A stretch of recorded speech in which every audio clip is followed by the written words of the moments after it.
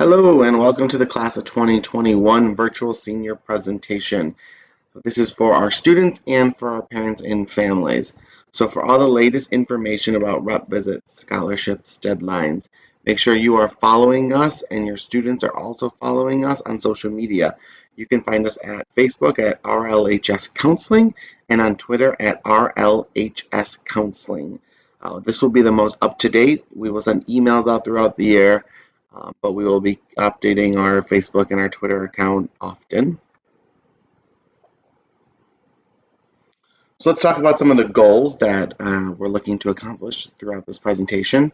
We're going to review suggested timeline for post-secondary planning. We're going to be focusing on attending a four-year school. We're also going to briefly discuss college search factors for consideration. We're going to review different types of applications that are going to come up throughout the application process, as well as we're going to talk about some required application materials. We're also going to assist parents and guardians in becoming informed supports for your children in planning for their senior year and the year following graduation. So let's start at the beginning, which is some post-secondary high school options. So there's four-year college or university, which once again we're going to focus on today. So that's a bachelor's degree program. There's also a two-year community college. CLC would be the one that we go to or send most of our students to. So that would be an associate's degree or a certification program. There's vocational/technical school. If you're thinking about getting into a trade, if you're thinking about getting into cosmetology, these are the schools you're going to be thinking about attending. There's also the apprenticeships. So if you're thinking about getting into trades, you can also get into an apprenticeship after your tech training. There's also the military, which is an option. And then there's going straight into the workforce, which is always an option directly after high school. Why college, though? Why should we go to college and not directly into the workforce? So starting at the bottom of the form, this is the unemployment rates and earnings by educational attainment from 2019. Less than a high school diploma, as you see on the left in the blue, the unemployment rate's at 5.4%. Whereas you work your way up the chart, you'll see the more schooling, the more education, the higher the degree a student has, the less likely it is that they will be unemployed. And then if you look directly next to it, you'll see the green. The higher the degree, the more money on average the weekly earning is, and it works its way down. Now, this is not saying everybody that goes to college, everybody with a bachelor's degree is going to have a job, or they're going to make more than those that don't go to college and get a bachelor's degree. But this is really proof from the U.S. Bureau of Labor and Statistics how going to college and continuing to move up the ladder of your degrees traditionally will mean that you maintain a higher earning every single week. So it's something to think about. I think it's really important when you're justifying why pay for college to think about the long-term benefit that can come out of it financially and through your work life. I think that that's important to think about. So the time is now. So if you have not started thinking about colleges and it's your first week of your senior year, second week of your senior year, you really need to be thinking about it right now. We're going to go through a pretty exhaustive timeline of what you should be doing each month as we move closer to the end of the year. But you really need to be thinking about it right now. If you're watching this presentation, that means you are thinking about it right now, which is absolutely excellent. What can you do right now in this moment? You should be making a plan and then making a backup plan. We never thought we were going to be sitting here doing this presentation virtually, you watching it virtually, but this is where we are, and that is indicative of what it looks like to be in the college search. You may have thought for the last 10 years you were going to be going to University of Illinois, but things can change. So something that's really important is to come up with a plan and then have backup plans. It is important for you to know that this is a moving target and you should really be thinking of multiple options. Take the necessary steps to pursue your plans. You cannot just think, I want to go to a college, and it just appear. There's a lot of work that needs to be done to get from where we are today to get you into the halls of that college or university. So gather information, talk to people, attend events, even if it's virtually. Really spend your time this year, your extra time that you have, gathering all the important information to get you prepared to make the next steps for college. And then submit necessary items. One of the biggest things you're going to need to submit is that application. You must complete the application by the application deadline. It is important. Schools do not play around with that, so make sure you are staying on top of it. Constantly be checking your emails, your voicemails, your text. Any way you communicate, you want to make sure you're looking at it. Don't say, I couldn't check my email. That's not an excuse. You have an iPad. So even if you don't have a computer or an iPhone or an Android phone, you have an iPad that's been provided to you by the school. Make sure you are checking your emails often. You will be in communication with college reps in multiple forms. If you give them your phone number, they might text you. They might call you. They might send you an email. Make sure you are keeping up to date on that, because the excuse, I didn't read an email, will not be an excuse the college is going to accept. Or a military recruiter or your boss in the future, you need to be available for people to reach out to. Stay the course. It is a hard road. It is not the easiest. You just don't wake up and decide you're going somewhere, like I said, and you're magically accepted. You have to fill out applications. There's a lot of steps. Stay the course. And if you're feeling like you are stressed out or you're feeling like you need help, ask for help. You have me in the college and career role. You have your counselor you can reach out to. There's probably teachers that you are super comfortable with. Reach out, talk to them, ask them about their journey. They are happy to help you. I am happy to help you. One of the biggest things you can do right now is memorize your social security number. If you have a social security number, it is now time to memorize that number. You will be using it to apply to almost every single college. It is very important. Even the CLC application, which is a very quick and easy application, requires your social security number. Completing the FAFSA requires your social security number. There are many, many times you are going to need it. Now is the time to memorize it.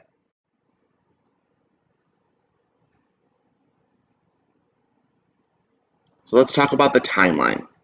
So for September, you should try attending a virtual college rep visit.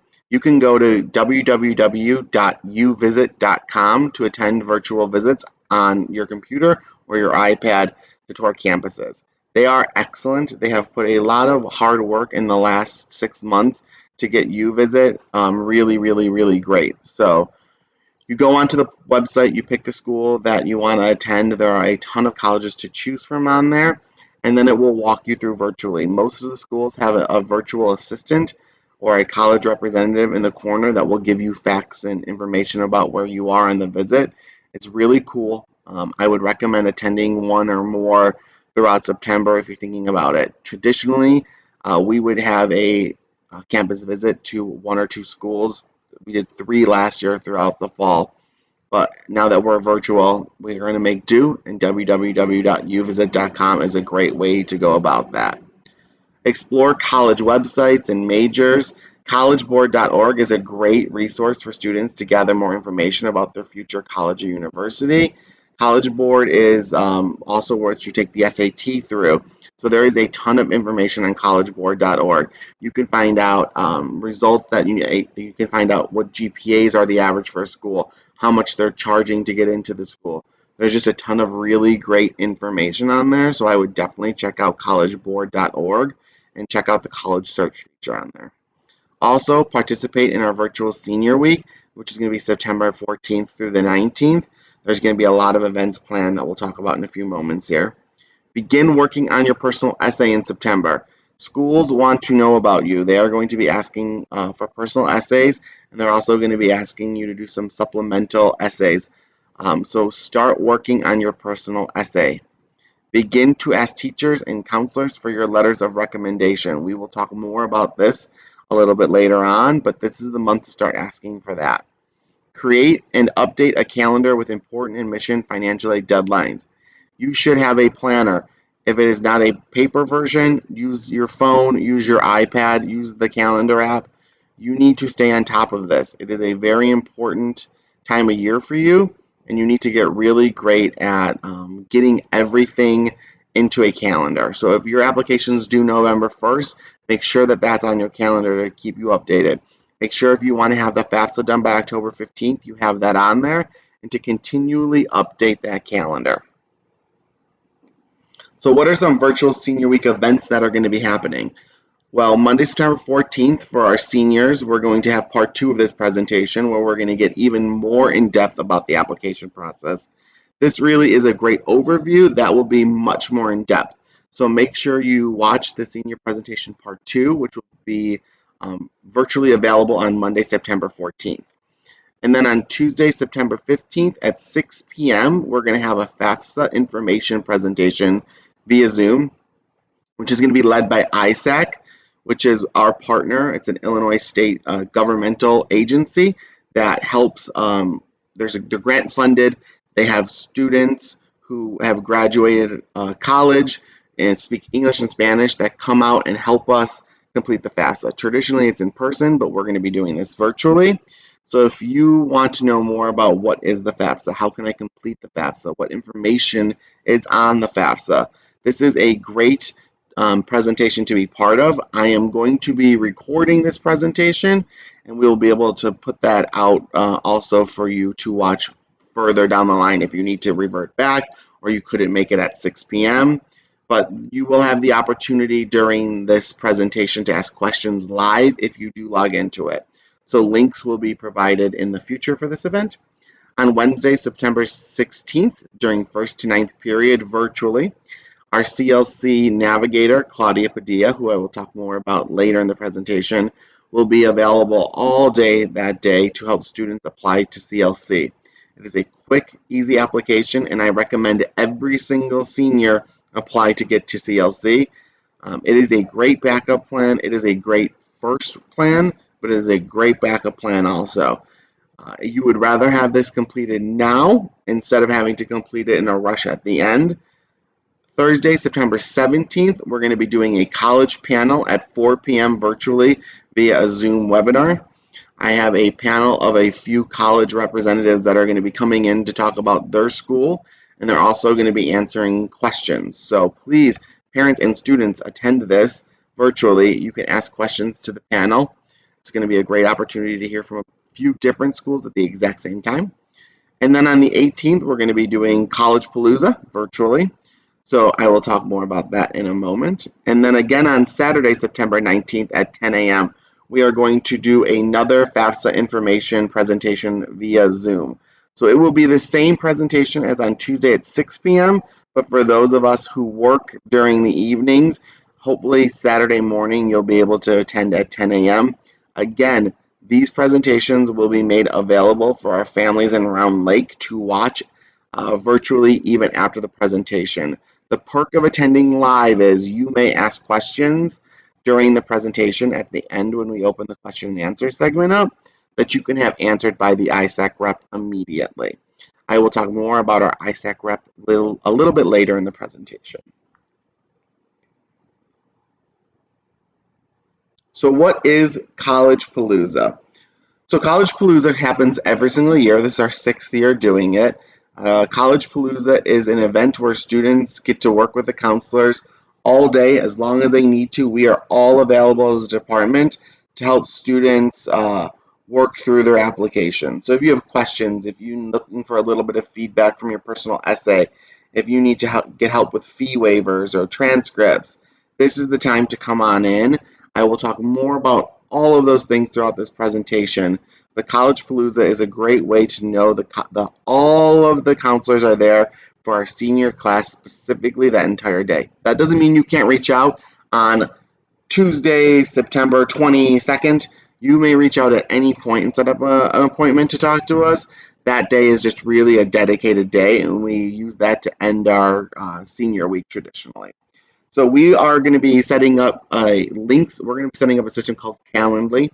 Calendly is going to be how we work through applications. That's how we're going to be working through signing up to meet with counselors. So for me, it's really going to be how we're working through one-on-ones, helping with applications, fee waivers. You will click the counselor's Calendly link and see what times they have available. And then from there, you will be able to set up an appointment. All right. So what else can you be doing your senior year? So also your senior year, you'll be able to attend a NACAC virtual college fair. So NACAC is going to be the National Association for College and Career Counseling. They every year put on college fairs throughout the country. They're normally very, very large. They hold them in Wisconsin, at the Bradley Center. They hold them at Chicago, and major events, so at McCormick Place. This year it is going to be virtual, which means you can attend this from the comfort of your own home. Please know you will be live via Zoom with the people who are most likely going to be looking at your application. So my number one recommendation for this event is be professional. Be in your best attire. Don't be laying on your bed in your bedroom in your pajamas, because you are going to be meeting with representatives who want to get to know you and want to give you more information about their school. But you're representing yourself and you're representing all around Lake when you're in this. So be appropriate, be professional, be on time, have great questions. Normally you have to drive, like I said, all the way to the Bradley Center in Milwaukee or all the way to McCormick Place in Chicago.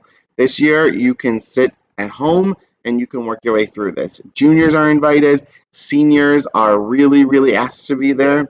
There's multiple dates: September 13th, Monday, October 12th, Sunday, October 18th, Sunday, November 9th or 8th. There's a lot of times that you can attend this.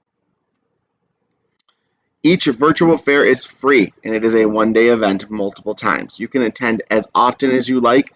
Parents, you are also invited. Again, sign up at virtualcollegefairs.org.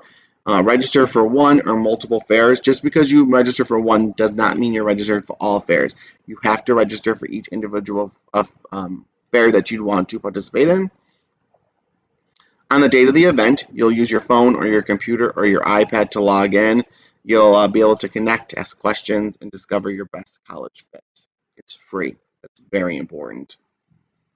So what can you expect from the NACAC Virtual Fair? They're designed from the ground up as mobile experiences that are really informative, and they're going to be there for you in order to get all of this information from your house. During NACAC, more than 600 colleges and universities will be available to talk to you and a lot of other students. Just make sure you log in, you find the schools you want to talk to, you set up a time to talk to them. You'll be able to create your itinerary with which colleges you want to learn about. You can attend their live events, their interactive Zooms. They're going to be talking about application processes, financial aid, student life, and much, much more. They're also going to be talking about athletics, diversity, study abroad. And there's questions that other students are going to ask that you may be thinking that you don't feel comfortable asking. Or there may be questions asked that you didn't even think to ask, that you're going to get a lot of really important information. You can also schedule just a one-on-one with a college. If you don't have any idea where to start, don't worry. Every fair has meetups with information in English and Spanish, how to find your best fit, how to pay for college, and you can talk to college counselors also from there. Not just me, but college counselors from throughout the United States. So again, I would recommend it. We'll talk about the times again. Sunday, September 13th, Monday, October 12th, Sunday, October 18th, Sunday, November 8th. These are really, really, really great resources that are available at your fingertips.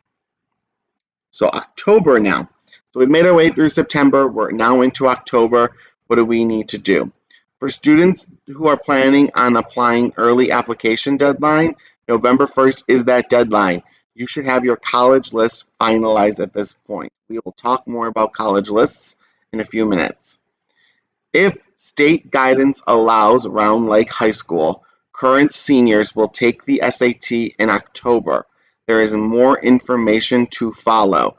But at this point, we are hoping that all of our seniors, current seniors, will be able to still take the SAT throughout the school. Like I said, more information to follow. That is why it's important to follow us on social media. October 1st opens up FAFSA. You cannot complete FAFSA before October 1st for the school year your seniors will be going into for their freshman year of college. So you will see FAFSA is open right now. That is not the correct time to be filling out the FAFSA. October 1st is the first date you can apply for the FAFSA for the correct school year. Your seniors will be going into their freshman year of college, 2021 to 2022. That is why you will be filling out that FAFSA. In order to get some help, you will be able to attend a virtual FAFSA Fest on Friday, October 2nd. Every year we do FAFSA Fest on the first Friday after the FAFSA opens. So more details to follow on our virtual FAFSA Fest. If you still have applications to finish, this is the time to get those early admission applications finalized. I said it at the start of this slide, and I will say it again at the end of this slide. If it's due November 1st, it's due November 1st. Make sure you get it in. Have all of your college applications completed and submitted by November 1st. This is your best chance for admissions, scholarships considerations, acceptance to selective majors, and other programs such as honors programs. If you are applying early action, it means that the school is going to look at your application in a separate bunch than all of the kids that come in during the regular admission period.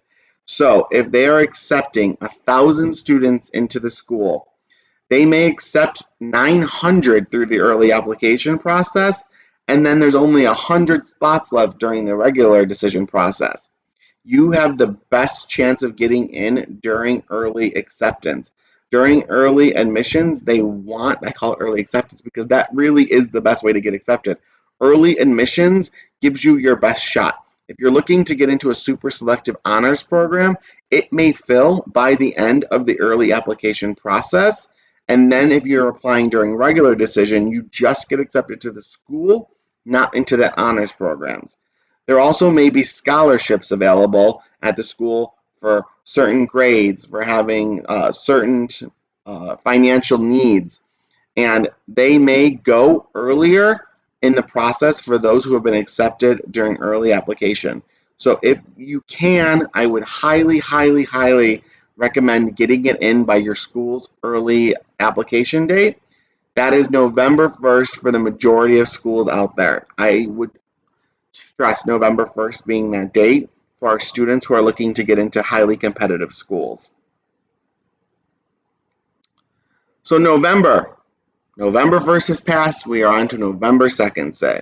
So if you missed that November 1st deadline, do not quit. That does not mean you're not going to get accepted to school. That doesn't mean that you're not going to get into the school you've been dreaming about. It just means you've missed the early application deadline. Would it be great if you could have had it in by November 1st? Sure, but it is now November 2nd. Don't quit. Continue working on the applications. Just keep an eye out for deadlines, because if you miss regular decision deadline, you're not even going to be able to apply to that school. Thankfully, knock on wood, we had no seniors last year that missed their regular decision timeline, and a lot of our students got all of their information in by that November 1st deadline. I really want that to be our goal for this year, to get everybody into the school, at least their application in to the school they want to by that regular decision timeline. Use your counselor, use me as your resources if you have questions. Begin researching scholarship options, requirements, and deadlines. November is really going to be that nationwide scholarship pool is going to start to get more and more full with scholarships. So a nationwide scholarship is going to be scholarships that our students are applying for scholarships against students throughout the entire United States, if not further abroad. These are going to traditionally be larger scale scholarships, and they're traditionally going to be a little bit more difficult because you are going up against so many students. But if you have the time to apply for scholarships, you will never get a scholarship unless you apply for it. So this is a really good time to start honing in on your skills of writing scholarship essays, of really getting the application process down. If possible, if we are going to have the ASVAB in person, make sure that you are keeping in mind, if you're thinking about getting into the military, November is traditionally when the ASVAB test is taken. I would recommend reaching out to your military recruiter, which we will talk about at the end of the presentation, for more information, and keep an eye on social media for updates on this. By December, you should be finishing up applications. Seriously, watch for deadlines. December 1st, December 15th, and December 31st are very, very big days for regular decision. So if you are thinking about applying regular decision to a school, which is going to be the majority of schools that are four-year colleges and universities, December 31st is the day for most regular decisions.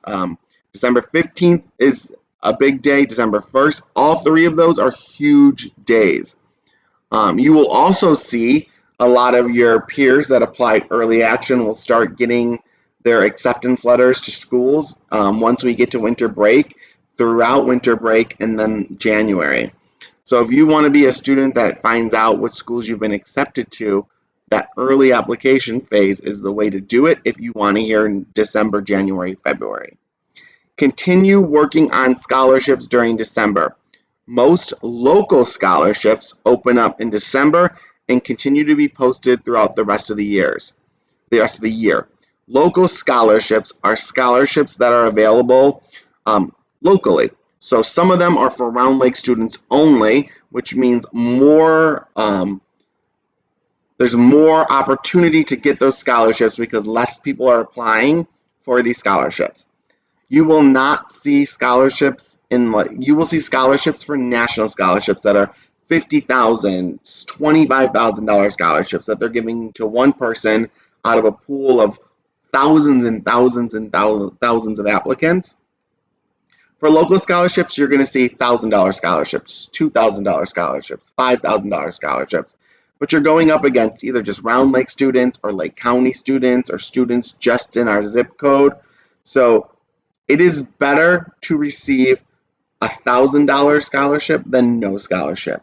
Apply. A lot of our students who applied for scholarships last year received multiple local scholarships, and it adds up quickly. A new laptop could be paid for. All of your books your freshman year could be paid for. Your meal plan, if you're going away to college, can be paid for by these scholarships. Every dollar helps offset that cost of college, but only you can apply for these scholarships. Your parents can't do it. Your grandparents can't do it. I can't do it. You have to be the driving force as a student to get these scholarships applied for. I will do everything in my power to get this information out to you as they pop up. I will send every single local scholarship out to the senior class to apply for. Nationally, that is up to you to search. I will send you tools.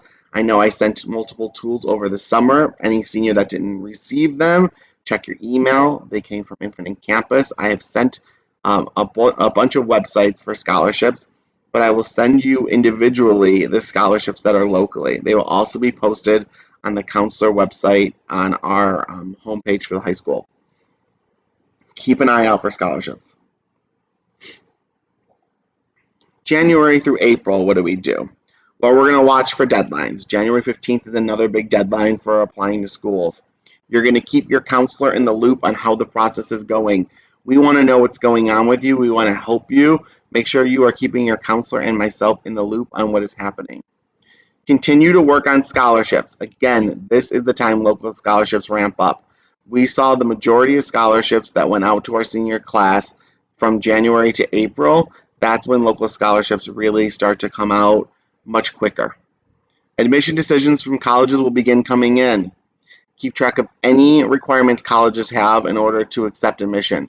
They will ask you for some important information as you get there. You may have to just accept in general. You may need to send in more information about your FAFSA. There are things that they're going to be looking for. Make sure you are on top of that. If you haven't applied to CLC, now is the time to apply to CLC.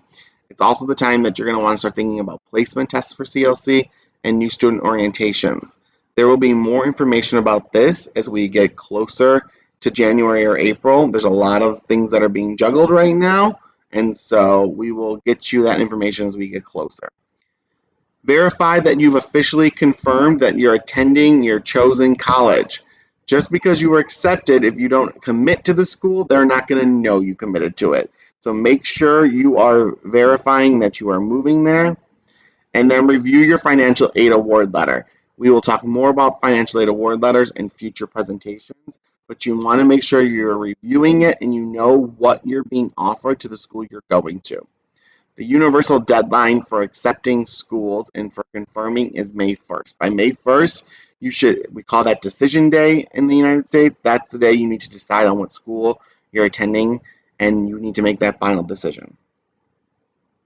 Now it's May. Notify your chosen college of your intent to attend by May 1st. If you haven't let your counselor know what school you've chosen, now is the time. And then senior checkout happens. Make sure you pay your fees. Make sure you have your final transcript sent to the college of your choice. And then graduate and celebrate because you deserve it. You made it through all of these years of school, and you are finally going to be onto your next step of adulthood. You're going to be moving on to your post-secondary option of college or university. So celebrate because it's a really important time in your life.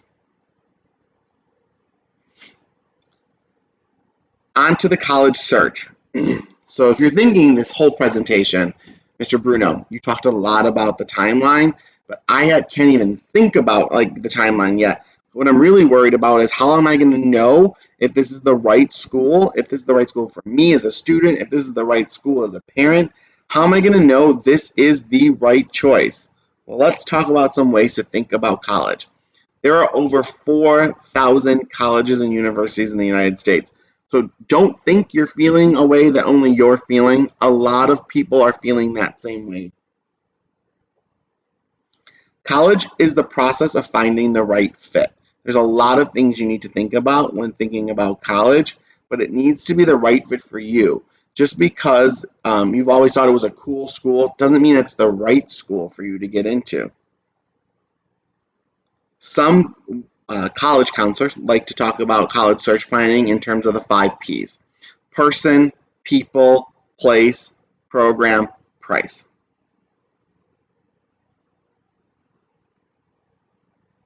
So let's talk about personality. Personality is you, the student. What is your personality? Do you like a big campus? Do you like a small campus? What makes you happy? Are you an introvert? Are you an extrovert? People. Who will you be going to school with?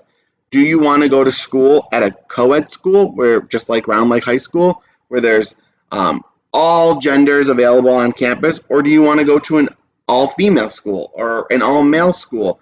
What makes you more comfortable? That's something to think about. Place. Think about the size and type of the school, where it's located, the size of the community. It's going to be a lot different going to Western Illinois in Macomb than it is going to UIC downtown Chicago. Think about the program. Do not go to a school that doesn't have a major or a minor that you're passionate about. If you're thinking that you want to be a psychologist one day, don't go to a school that doesn't have a psychology program available. You're never going to get the degree you want, nor are you going to be in the classes you want to be a part of. And then price. What is the cost of attending the school that you are applying to? Don't rule out a school just because of the price. The sticker price is the price that schools are going to talk to you about, that they're going to show you, that they're legally required to let you know how much it is for attendance. But net cost is the price you're going to pay after financial aid packages are given. So total cost of attendance is tuition, room and board, books, fees, transportation, and other just miscellaneous living expenses. Do you like to go get pizza on Friday night with your friends? Do you want to go to a movie when we can go see movies again? These are little costs, but something you need to take into consideration. Financial aid and scholarships. What is your eligibility? That's something you need to be thinking about right now. So are you a non-U.S. citizen? If you are a non-U.S. citizen, there are not federal or state money that you're going to be able to get, but you're still able to get institution or private grants or scholarships. Those are still options for you. You may not get the MAP grant or the Pell Grant, but there are options for you to still get some sort of financial aid. There are 4 basic types of financial aid. Grants, free money. You do not pay it back. Scholarships, free money. You do not pay it back. Federal work study. This is when you make a deal through the school to work in order to offset some of the costs. So you may be the mail carrier in the dorm rooms where you go and you put mail in all of the slots, and then you're getting paid $10 an hour, and over the course of the year, they put $3,000 towards your college admissions costs. And then there's loans. Loans have to be paid back with interest. If you take out a loan, you will be paying interest on it until it is fully paid off. Ask the people around you about college loans. They will give you more information about their process and how it's been. So, grants, scholarships, free money. That's what we're looking to get to offset school. Federal work study is a great way to offset a little bit of it by working minimal amount of hours. You're not working 40 hours a week. You're working hours that are flexible usually, but it's a deal you need to make with the college or university you're moving on to. And loans are the way to pay off the rest of the amount of money owed, but you'll have to have interest. All scholarships are competitive and will require applications. It is even the FAFSA is going to require an application. You don't just get money from anybody without doing a little bit of work for it.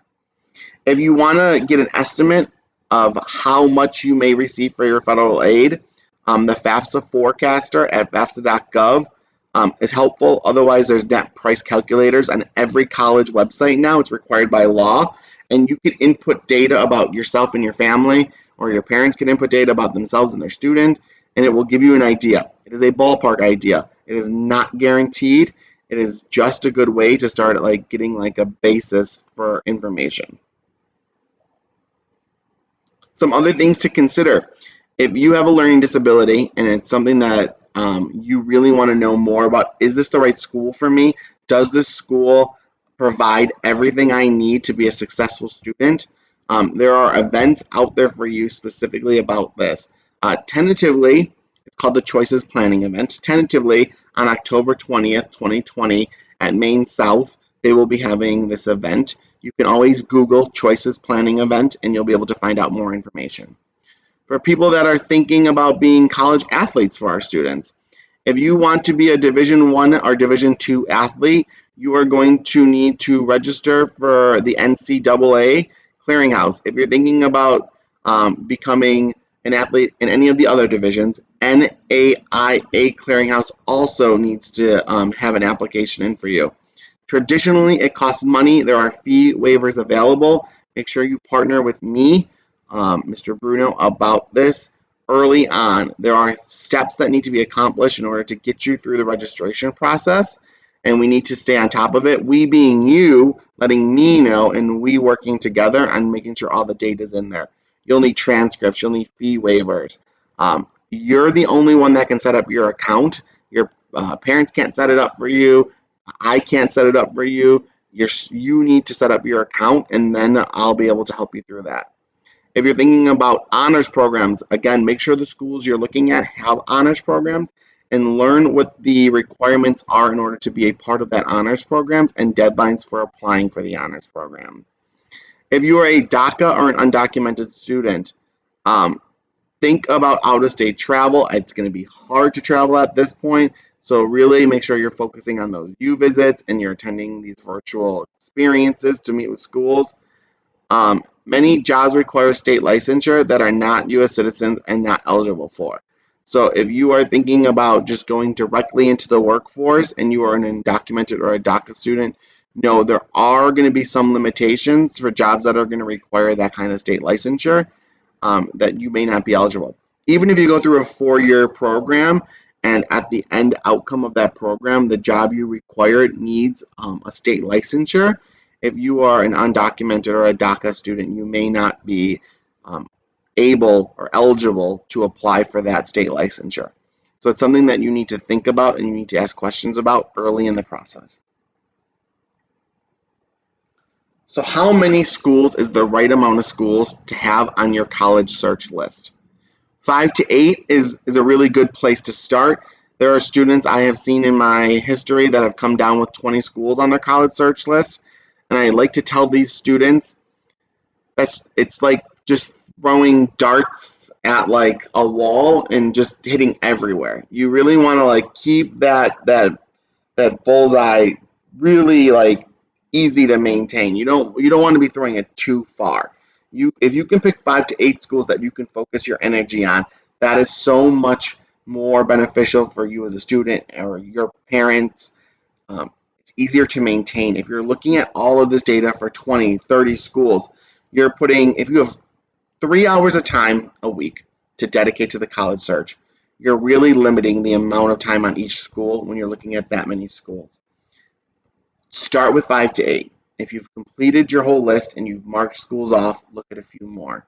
Try to keep it narrow. There's no need to be looking at 30 schools right now until you've really like exhausted all the information you can get for your 5 to 8.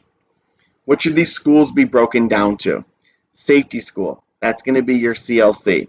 If you graduate from Round Lake High School, you will be admitted into CLC. That is how it works. We have a deal with them to make that possible. That's your safety school. I would say that you need 1 safety school, you want to do 3 match schools, and 2 reach schools. So that brings you to 6. If you want to up it to 8, do 4 match schools, 3 reach schools, or 5 match schools. You want more match schools than anywhere else. Match schools are schools where your GPA and your academic rigor, which is courses you've taken throughout your high school career, match up. If your GPA is a 3.4 and you're applying to Northern Illinois, whose GPA is a 3.4 for a match, that's a match school. If your GPA is a 3.4 and you're applying to Northwestern, who's looking for a 3.999, 4.0 and above, that's a reach school. You're reaching to get in there. It's not an easy match. You're not just picking right from the tree at your eyesight. You need to get on the ladder to get those apples at the top of the tree. So that's why you're going to be looking for more match schools than reach schools. More match, less reach. Reach schools should still be schools you're looking for. If you've always thought you wanted to go to University of Illinois, Champaign-Urbana, but it's not the exact GPA you need to get into that school, you're a point below to get in there, then what you want to do is you want to make that your reach school. You still could get in there. You could have a really inspiring personal essay. You could be super involved in the school and your community. You could be a great worker. There's a lot of ways that you can still get into your reach school. It just means that it's not going to be the easiest school for you to get into. And don't be disappointed if you don't get into a reach school. It's okay to feel disappointed. Like, you may feel disappointed. You probably will feel disappointed. But you applied to a reach school for a reason. You were reaching to see if you could do it. I want you to make sure you're applying to all 3 of these types of schools, because there's so much in flux right now that it's really important for you to apply to all of them. You must be happy with all of the options. And you, being the student, at the end of the day, you're the one going to the school. Your parents' opinion is extremely important, and it's something that you should consider throughout this process. We will talk more about the parents' roles as we move forward throughout this presentation, but it's important for the student to be happy. You are the one that's going to be living on campus if you decide to move away. You are the one that's going to be attending classes at any of the schools you're going to. If you're not happy at the school, there's not too much that can be done. Your parents aren't taking the classes. Your parents aren't living in the dorm room. You need to be happy. Now, that, again, doesn't mean your parents' opinions shouldn't come into play, but at the end of the day, you're the one that's going to be living this out. So what are some parents' roles? Make sure that you're encouraging the timeline. Stay on top of your students. Check their calendar. Check in with them. Excuse me. Just keep encouraging it. Remember that every child is unique. Just because you're hearing about your friends or your nephews or your nieces' college search doesn't mean that's exactly how your child's search is going to be. Every student is different. Every student is unique. Work with your student to make sure that they find what works for them. Talk about finances. Talk about them now. Talk about them early and honestly. If you cannot provide $30,000 to your college, to your student's school, and they're looking at a $30,000 school, that's something that's important and needs to be talked about. And it's nothing to be embarrassed about. College is expensive. It is not a cheap process. Students are investing in themselves, but they're asking you as a parent or as a guardian to also invest in them. That's not always possible, and that's okay. But allowing your student to go till November or December thinking they're going to be applying for $35,000, $40,000 schools when there's no way that's possible, that's not fair. Have that conversation early and honestly. It will not be easy to have, but it's so important, and it will be easier to have that conversation now than in the future. Set parameters up front. If you do not want your student going to California, it's too far away for you, have that conversation. It's not fair to let them apply to only schools in California when at the end of the day you're not going to provide any resources if they go to California. Set the parameters up front. Make sure you're having these honest conversations with your students now. Let the process be student driven. Doesn't mean you can't remind them, but let it be student driven. If you do all the work for your student, it's going to give them no upper hand in life. Let it be student driven. Help them, guide them, check in on them, but let them guide the process. Provide the transportation to college fairs and campus visits. That's not really going to be something you need to do today, but should we move past this, when we move past this, if it is during your students' senior year, also be a resource for them. You can also be able, through this virtual process, help them if they can't figure out how to get onto UVisit. Maybe give them a reminder the day before one of these NACAC college fairs. Oh, tomorrow's a fair. Make sure you're dressed up, ready to go for it. Those are things you can do. And model positive attitude. If your student is feeling stressed about the situation, about applying for colleges, stay positive. Sometimes you are going to be the only resource throughout the day that they see in person, especially during all of us being virtual. That's going to give them the positivity they need to make it to the next step. They can always come to me and sit down and talk through their problems about applying for schools. I'm happy to be there for them. I will be that positive person for them. But when they're at home, if they're sitting at the dinner table with you, or if it's late at night and they come downstairs frustrated about college search, model positive attitude. Let them know they'll make it to the next day. Let them know they'll make it to the next step. Keep the positive attitude. We want to avoid, I will not show the video. I will move past the video, but we will, oh, actually, let's watch it. It's quick.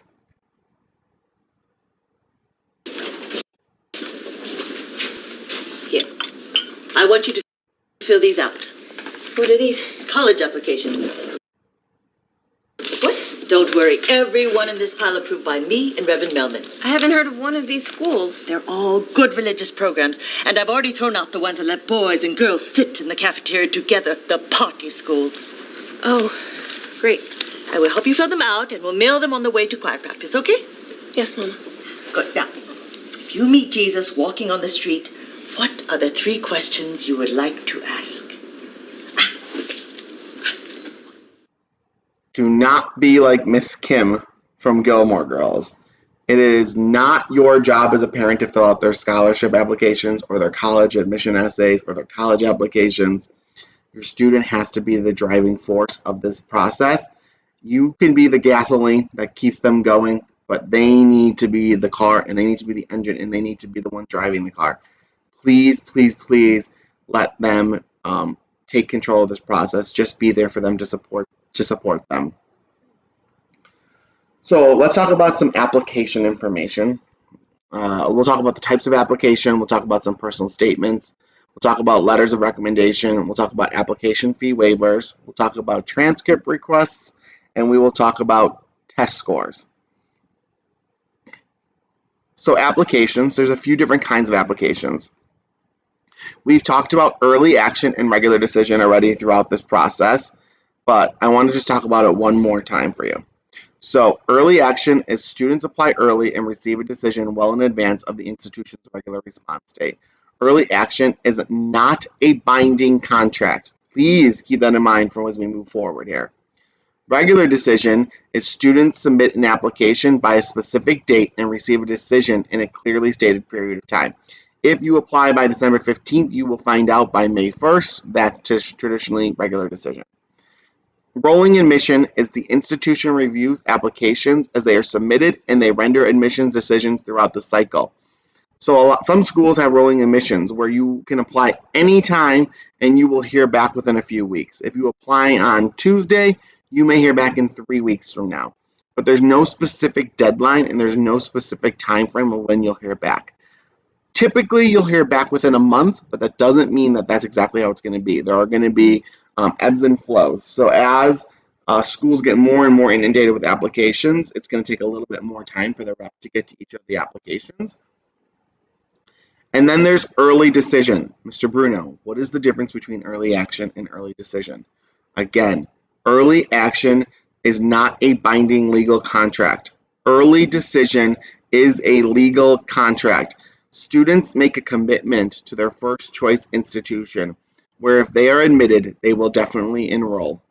If your student has said to you all their life they want to go to Northwestern, but they're also thinking they want to go to Harvard, and so they apply early decision to Harvard because they think it will give them more opportunity to get in, and they apply early action to Northwestern. Weeks go, they find out for Northwestern, where they've always dreamed about going, they were accepted. They're freaking out. They're so excited. It's a big deal. 3 days later, a letter comes from Harvard. They never thought they were going to get into Harvard. They applied there just because it's Harvard, but they applied their early decision, and now they have gotten into Harvard. That's exciting. It's Harvard. Everybody knows Harvard. But you have signed a legally binding contract by applying early decision where your student now needs to decline Northwestern, where they've dreamed about going their entire life, to attend Harvard. There are some, this is where there would be like an asterisk, there are some ways to get out of that if the school's more expensive than they were telling you it was going to be, if they couldn't provide the financial resources from the school to make it affordable. But it is much, much, much harder to get out of that legal binding contract than it should be. Apply early action. Early action has no legal binding contract. Early decision should be applied to few and far between. If you are thinking about applying early decision, you must speak to myself or your counselor or both of us before moving forward with that. You are going to need information from us that will get you through the process. Do not do it on your own. Please talk to one of us before you do it. I want to implore you. You need to talk to your counselor and myself. A lot of schools you'll be applying through the Common App. The Common App is one application that 800 different schools accept. So if you apply individually, when I was going to college, you had to apply through each college's website. So some of the basic information, your name, your social, your address, the courses you've taken, your GPA, you would have to fill out over and over and over again. And it was just really, really time consuming, where that information auto-populates through the Common App. That doesn't mean you don't have to do any work when you apply on the Common App after you've completed the first round of work. Some schools will ask for supplemental essays that are school specific. So applying to University of Illinois Champaign-Urbana, while it may be easier on the Common App, there are still going to be different questions than applying to University of Illinois Chicago. Not every single school is on the Common App. There are 800 plus schools. You'll be able to see that on the Common App's website. Not every single school is on the Common App. I recommend using the Common App just because if there's multiple schools on there, like I said, it will save you time. But if you're planning on applying to 5 schools that only have school-specific applications on their website and only 1 school on the Common application, it's something to think about. What about some personal statements and essays? So questions will vary widely from college to college. Plan on spending some time brainstorming. Use the written assignments to express your uniqueness. Reps can tell if a 17-year-old wrote it or a 47-year-old wrote it. Parents, do not write your students' essays. Help them, edit them, give them feedback. Do not write it for them. They will know it is not a student. These people have been in this job for years and years and years. They have seen every kind of application essay possible. They will know who it was written by. Follow the directions. Answer the question that is asked or write about what they are looking for. If they're asking you about your hero, don't write about the saddest day you've ever had. If they're asking about the saddest day you ever had, don't write about the most fun you ever had on a birthday party. Follow the guidelines. Stick to the word limit. Typically, the word limit's 150 to 650 words, but it can vary. If they're asking you to write in 500 words this essay and you get to 1,000, they will stop reading at 500 words. If all of the really good stuff's after word 501, it's going to be lost. Follow the word limit. Use correct grammar, punctuation, and have someone proofread it. If you have a teacher you're close with, ask them. Ask them if they'd be willing to do it. That would be step one. Ask me. I'm happy to read over it. Ask your counselors. They would be happy to read over it. Come to College Palooza virtually. That's the point of it. Make sure someone's proofreading it. This is a great time, again, to have your parents get involved with you. Ask them to proofread it. Multiple people can do it.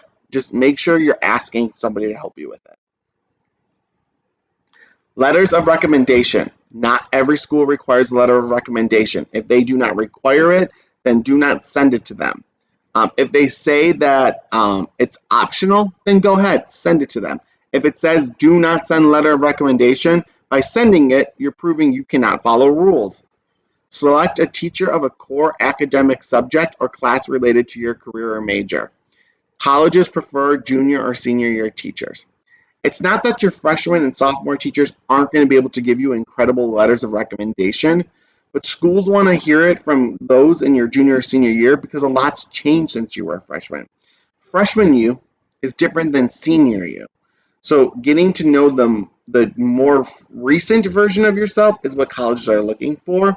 They're also looking from a core academic subject because if you're thinking about getting into a medical field or you're thinking about getting into an art field, you want to make sure you're asking teachers from those fields.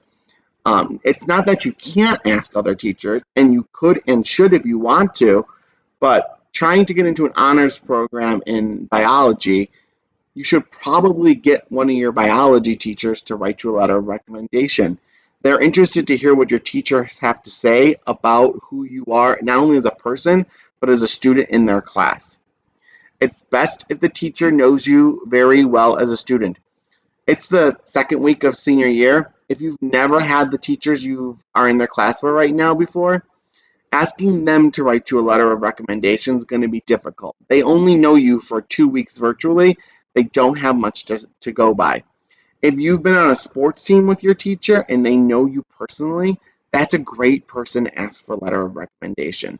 If they're your academic, if you're in honor, if you're in National Honor Society, if you're in any of the clubs or activities, and they're your teacher, ask them.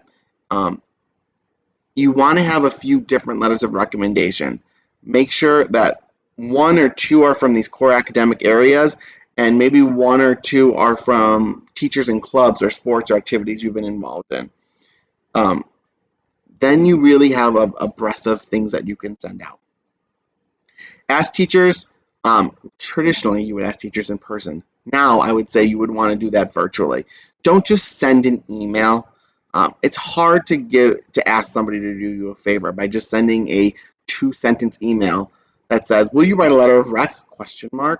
Talk to your teacher. Ask them honestly if they'll give you a positive recommendation. Just because you ask somebody to give you a recommendation doesn't mean it's going to be positive. So you want to ask, like, hey, I really respect you and I've had a lot of time spent with you in the classroom or a lot of time spent with you on the football field or the track field or the soccer field, and I would love to know if you would be willing to give me a positive letter of recommendation. That's the kind of conversation you want to have. Do it via Zoom. Do it virtually. Don't just send an email. It just isn't personal, and this is a very personal request that you're making.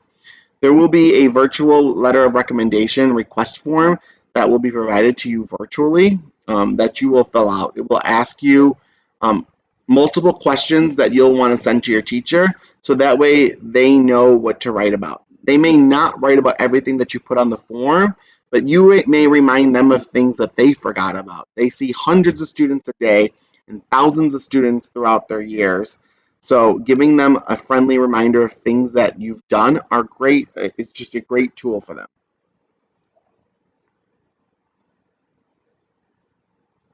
Students should ask the teacher what they need to write a letter of recommendation. So once you fill out this letter of recommendation form, if the teacher needs more information, ask them, is there anything else I can provide for you in order to help you write my letter of recommendation? Colleges look most favorably on recommendation students that have waived their rights to review. So what does that mean? So schools are going to ask students, do you waive your right to review? Which means that the teacher can send your letter of recommendation directly to the school without your approval. So they would traditionally send it in an envelope sealed directly to the school or via email or inside of the Common App, or another one's a Coalition app. They would send it over without the student seeing it. That just means that the student trusts the relationship with the teacher well enough to know that whatever's in that letter is going to be positive enough. If students do not waive the right, that means that students could have seen the letter, not loved the letter, and thrown it in the garbage. So I would recommend waiving the right to review, but at the end of the day, you need to make that decision if you want to waive the right to review. If you have more questions about that, reach out to me and we can talk about it as we get closer to this. Allow 15 school days, so that's 3 weeks, 15 school days for a teacher or a counselor to write your letter of recommendation. You are not the only student that's going to be asking your coach or your teacher or your activity sponsor to write a letter of recommendation, or your counselor. So please give them 15 days to write it. If your application is due November 1st, do not ask them on October 31st to write you a letter of recommendation. It's just not fair to the person you're asking, and it's not fair to yourself. It will not be the best version of the letter that could be. At the end, send a thank you note to a teacher when the application process is over. Send them an email, call them on Zoom, set up a 5-minute one-on-one and just say thank you so much for giving up your time, because people are doing this late at night, or they're doing it after their work day, or they're doing it on their lunch break, these teachers, these counselors, these coaches. And so thanking them goes a very, very, very long way.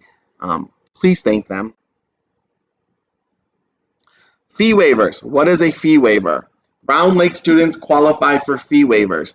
Fee waivers are ways to apply to schools where you no longer have to pay that $85, $95, $125 fee just to apply.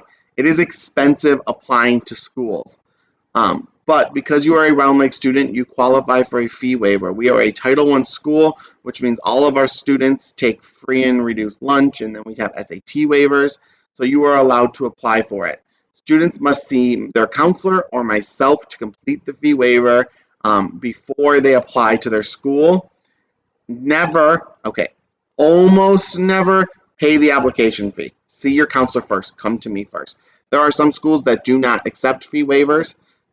That is few and far between, but it does happen, and it did happen last year. Most schools allow for a fee waiver. It is going to have to be virtual this year, so we will talk about semantics as it comes up, but make sure you reach out to your counselor or myself for a fee waiver. Transcript requests. Most colleges require students to complete official transcripts sent directly from the high school to the college or university. It is official because it does not go into the hands of the student before it's accepted by the school. So if I send you a transcript as a student, as a parent, you cannot then send it over to the school. It's no longer official. It would then be unofficial, and schools are looking for official transcripts. Most schools are looking for that. Some colleges will send transcript requests directly to the counselor electronically, where the student won't even be asked to send the transcript. It's going to come directly from this counselor. If not, students will need to request their transcripts through SCORE. SCORE is a new application that's rolling out this year at Round Lake. It is going to be a portal for students to do a lot when it comes to the college search. Students will be much more comfortable with the tool as we roll out the next few weeks. There will be some trainings and webinars during their homerooms, documents set out to get them onto SCORE. So SCORE will be live in the next few weeks here, so be patient with us on that. The first true day for traditional applications is September 1st for colleges. So Students still have a few weeks before college applications really even open for next year. But score is going to be how you request a transcript. You'll go into the system, you'll let me know in the system where the transcript needs to be sent, and I will send it to that school electronically for you, which allows me to keep tracking on it to see where the school is and for the student to also know that it's been sent out. So it's a really great tool. Score is going to be really incredible once we get it out to the students and they get comfortable with it. It's a really, really great tool. So please be patient and please be excited about it because we are. Let's talk about test scores, but let's preempt that with test scores and COVID. An overwhelming amount of schools are going test optional for the 2020-2021 application cycle. So a lot of colleges and universities that would traditionally require ACT or SAT scores are no longer requiring SAT or ACT scores for your seniors that are applying for next year. For more information on specific schools, you can check out the school's website directly, or you can go to the link below. That NACAC link below will tell you, we'll have a whole list of schools that are going test optional, and it is called Test Optional Means Test Optional. They are not telling you to go to a testing center to take the test. You do not need to if it's a test optional school. Most schools are looking at admissions this year through holistic lens, meaning they are looking at the student's overall performance and not just by grades and test scores anymore. Schools are considering the student's grades, their academic rigor, their involvement in school, their involvement in the community, work history, clubs, activities, sports, and a powerful personal essay. Schools are finally realizing, it took COVID for them to realize, but they're finally realizing that a standardized test score doesn't define a student. I think it's very important that we are getting to this point. Students are so much more than just their standardized test score. It's a big year that these schools are going to be going holistically. So make sure your student, though, is not letting, and the students yourself, don't let Corona or COVID be the reason your test scores or your grades start to slip. Schools are not going to accept that. They want to know you're still being actively involved in your education and you're still being an active member of your community. It's going to be different this year, but they want to know you still care and you're still passionate about being a student and you still care about going around like high school. If we do move forward and test scores are available, this is important about that. Round Lake High School does not include test scores on the transcript for the SAT or the ACT. We personally, as a school, give the SAT. Things are a lot different. When I went to college, the ACT was the test everybody took. SAT really has become the test that most people take at this point. That does not mean you cannot take the ACT. It just means as a school, we provide the SAT. You may specify 4 colleges when you take your test that the scores will go to automatically. Although, if you decide you want to register for an SAT outside of the school day SAT, you can apply to take 2 more exams for free with the fee waiver. We also get fee waivers for the SAT and the ACT because we are a Title I school. At this point, you can send your scores to as many schools as possible with a fee waiver. Once you enter the fee waiver into your College Board account, you can log in anytime to order your test scores to be sent. It does take 1 to 2 weeks for your test scores to make it to the school, so plan accordingly. You can choose to submit test scores from a specific testing date, or you can send all of your test scores. Students often prefer to send only their test scores with the highest composite scores. Some schools will require you to send all of the scores you've received if you've taken them multiple times. It is recommended to send all test scores. There are schools that will use the highest scores a student sends. So it's called super scoring. So if you did really well on a test you took in January in math, and you did really well on a test you took in February in English, they'll take the higher score from both tests, put them together, and give you your super score. That will be how they use your SAT scores, should that be the case. Again, If you are going to a test optional school, this will not apply to you, but there are students who are going to be going to schools where this is going to be required. Real quick before we go into the College of Lake County, I want to talk to you about the ACT and the SAT and systematically the difference for in the school. With the SAT, because it is through College Board and because we provide it to students, I am able to access your students' SAT scores in order to send it to schools that they ask me directly. I can also partner with your student through College Board. We have to call up or we'll do it virtually to help them with the SAT. Since we do not as a school give the ACT, nor does mostly any school in Illinois anymore give the SAT or the ACT, pardon me, I cannot, there's no system for me as a counselor or any other counselors in the building to log into ACT to pull your student scores. So if your student does take the ACT and they want to send the score, it is free. There is a fee waiver for the ACT that I can provide you. I just cannot help your student get into the ACT portal to send their scores. They'll have to do that on their own. That's just a brief caveat on those two. So let's talk about CLC. So again, I think every single student should apply to go to CLC. I think it's extremely important to have this as a backup plan. I said this at the beginning of last year that who knows what's going to happen. CLC may be not the school you want to go to today, but it may be the school you want to go to come May of next year. And now we are where we are, and a lot of our students are going to be going to CLC to get their general education credits out of the way, to save a lot of money, to stay close to home, to stay safe. So please, heed my warning, apply to CLC. Even if it's not on your #1 list, apply to CLC. It is important. If the plan is to attend CLC for 2 years and then transfer, it's extremely important to work with an advisor to make sure all of your classes will transfer. So if you're thinking about attending 2 years at CLC and then taking those credits and attending Illinois State University, you need to let your advisor know at the very, very beginning that is your plan. So they're getting you into classes that will transfer to that school. It is pretty easy for courses to transfer from CLC to any of the Illinois schools because they have a deal in place. That does not mean every class will transfer, but your academic advisor at CLC will be able to help you with that. You hear a lot of times that students go to CLC to get their general education credits out of the way, and it will save them a lot of money. That's true. If you go to CLC to take your math classes and your English classes and your science classes at the 100 level, and they transfer to your next college, you could have taken those classes at CLC for much less than it would cost to go to University of Illinois Champaign-Urbana. Doesn't mean the experience is the same. It doesn't mean the campus is the same. But if this is going on in the future, and if you want to save a little bit of money, if you want to work and still get these classes out of the way, it may be easier to do that. So it's something you need to think about as a student and you need to think about as parents. And it's an option that I want to make sure is out there for everybody.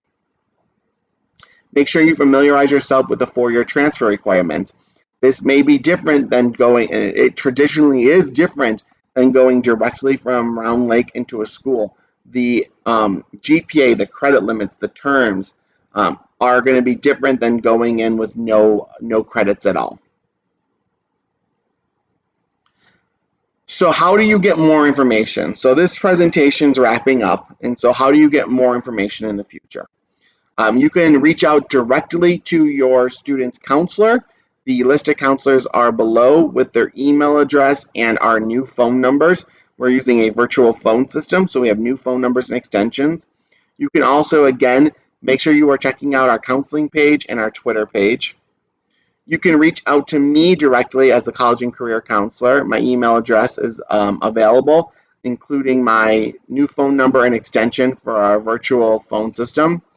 When school is back, and if we are back, the College and Career Center is located by the counseling office. It's the door that leads into the counseling office. So I would love for you to stop by when we are back in person. Some other ways to get information is to reach out to college admissions reps one-on-one. Attending the NACAC event will get you in front of a college admission representative right away.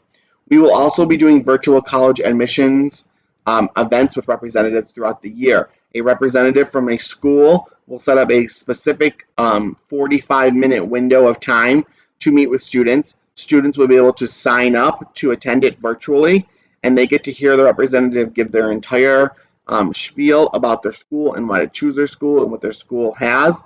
And then the students will be able to ask questions at the end. If you attend a college admissions rep visit virtually, just make sure you have a few questions ready to go at the end. Write down a few questions you can ask every counselor, and then think about questions specifically for that school.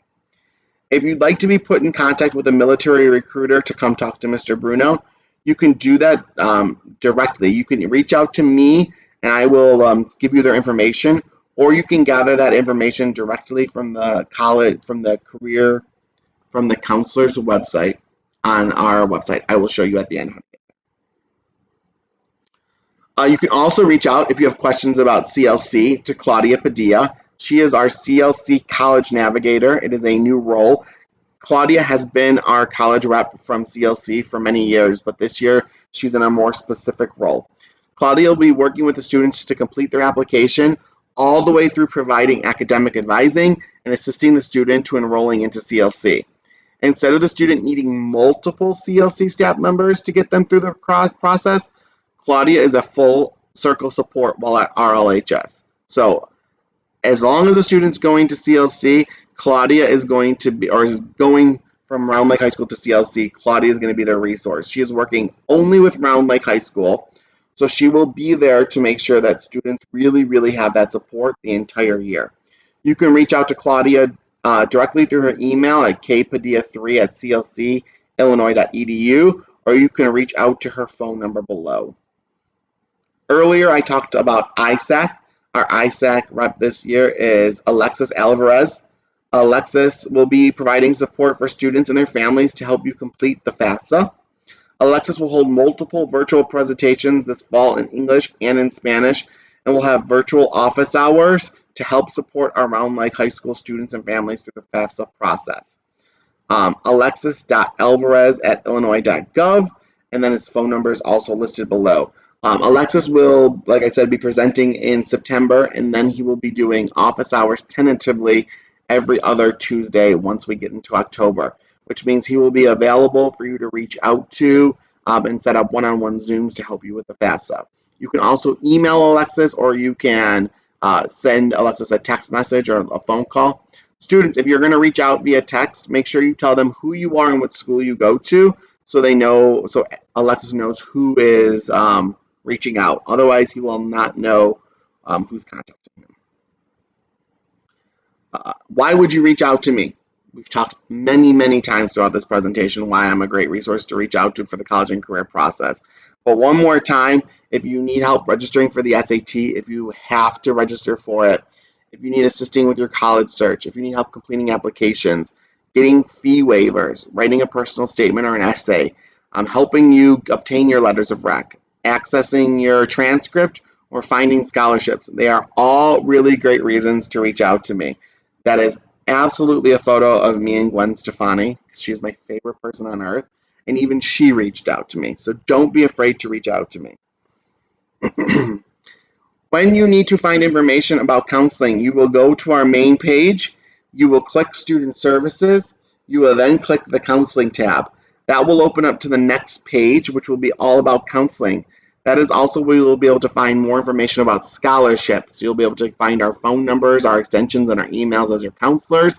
And the military recruiters are on that link. So if you want to reach out to a military recruiter, that is another place you could find their information. Again, please keep checking out our Facebook page, our Twitter page. I will be sending out emails through Infinite Campus, and there will be many more virtual events coming up. I just want to finish with going over the parents' roles one more time, because I think it's really important after hearing all of this information to hear this once again. Encourage the timeline. Remember, every child is unique. Your student is not the same as somebody else's. Talk about finances early and honestly. Set up parameters up front. Let the process be student-driven. It's okay to remind them. Provide transportation to college fairs and campus visits when possible, if necessary. It's not wrong to tell your student the night before the NACAC virtual fair They need to be up by 10 a.m. to be ready for it, or 8 a.m. or 1 p.m. when they do these events, and to look professional. That's okay. Model positive attitudes. This is a stressful period of time. Make sure that you are being the positive one if they cannot be. Now is when we would traditionally ask for any questions. So this is what we're going to do next. Check your emails for links because we will be doing multiple question and answer webinars. Students, your question and answer webinar will be on Wednesday, August 26th. Sessions will be during 9th hour and then a second session at 4 p.m. Parents, there'll be a webinar available for you on Thursday, August 27th at 6 p.m. Again, check your email for the links to sign up for these webinars. There will also be a Google form sent out to you if you would like to ask the questions ahead of time. These questions will be answered during the question and answer webinar, but you will also have the opportunity to send questions in during the webinar. I know for me personally, after seeing a long presentation like this, I would have multiple questions I would have written down on a piece of paper during the presentation. So opening the Google form will allow you to send those questions ahead of time. But if questions pop up during the webinar, please feel free to type into the chat feature your questions that day too. So an email will follow. That will be probably how you see this presentation link come out, but a presentation will soon follow. So thank you for watching this whole presentation. It will be posted to the internet so you can get all of this information and skip around and watch it again if you need to. Please feel free to reach out to me. I look forward to talking to everybody during these question and answer webinars in the future. Thank you so much. Have a great one.